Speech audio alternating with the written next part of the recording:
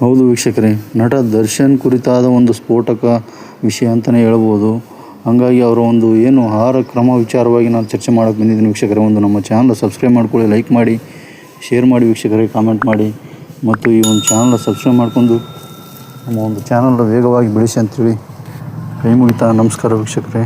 ಏನು ದರ್ಶನ್ ಅವರ ಒಂದು ಕುರಿತಾದ ವಿಚಾರ ಅಂತಂತಂದರೆ, ದರ್ಶನ್ ಅವರ ಒಂದು ಆಹಾರದ ಕ್ರಮ ಯಾವ ರೀತಿ ಇದೆ ಅಂತೇಳಿ ನಿಮಗೂ ಕೂಡ ಒಂದು ಕುತೂಹಲ ಇರ್ಬೋದು. ಅವರ ಒಂದು ಆಹಾರ ಕ್ರಮ ಅಂತಂದಾಗ ಅವರು ಜೈಲಲ್ಲಿರ್ತಕ್ಕಂಥ ಮೆನು ಪ್ರಕಾರ ಅವರ ಊಟವನ್ನು ಕೂಡ ಅವರು ತಿರಸ್ಕಾರ ಮಾಡಿದ್ದಾರೆ ಅಂತಲೇ ಹೇಳ್ಬೋದು.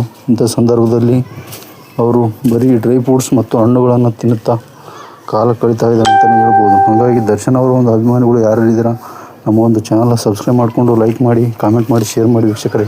ನಮ್ಮ ಒಂದು ಚಾನಲ್ ಬೆಳೆಸ್ತಾ ಹೋಗಿ.